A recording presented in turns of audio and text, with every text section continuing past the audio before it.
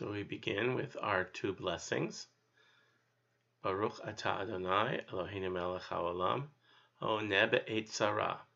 Praise are you, Lord our God, ruler of the universe, who answers us in our time of crisis. Hayom shnayim v'tishim yomim laseger. This is the 92nd day in our quarantine. Baruch atah Adonai Eloheinu melech haolam asher kiddushanu b'mitzvotav v'tzivanu la'asok b'divrei Torah. Praise to you, Lord our God, ruler of the universe, who commands us to busy ourselves with the study of Torah. In this week's Parsha, Parshat Shalach Lecha, the spies return to the people of Israel 40 days after they have gone out on their mission. And 10 of them come back with the advice to the people of Israel not to enter into the promised land. 2 of them disagree. 2 of them say, no, we should enter the land and we should conquer it, for it's a really, really good land. It's worth the fight that we'll have to make in order to own it. And the text says that the people accepted the majority report, accepted the report of the 10 spies who said that entering the land would be impossible.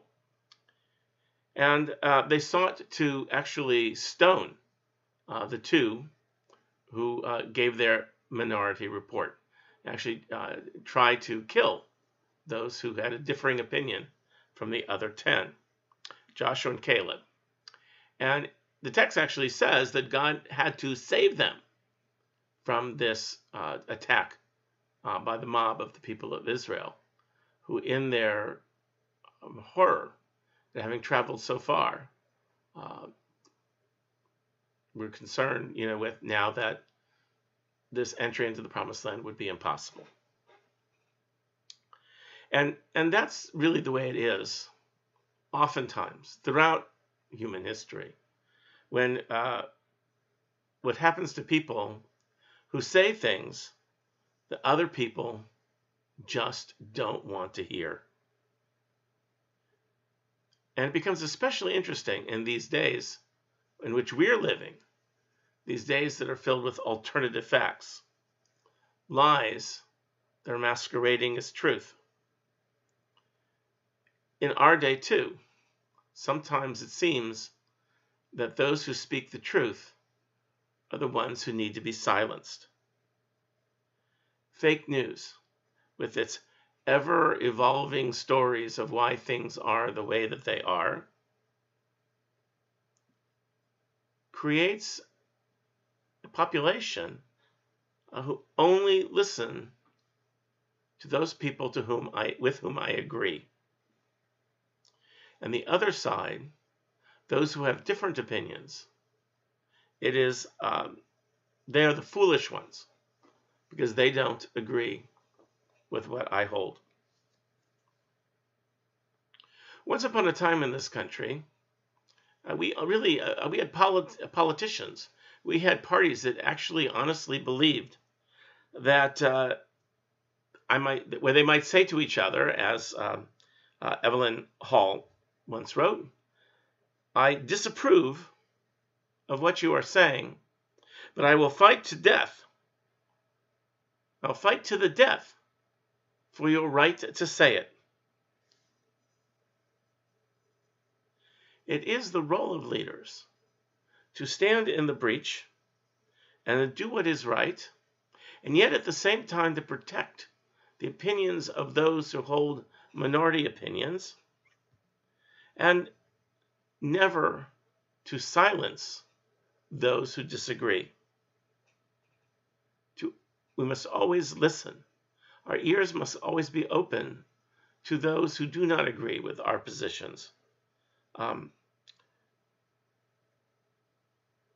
We can prove that somebody might be wrong, but proving somebody wrong is different from silencing the opposition.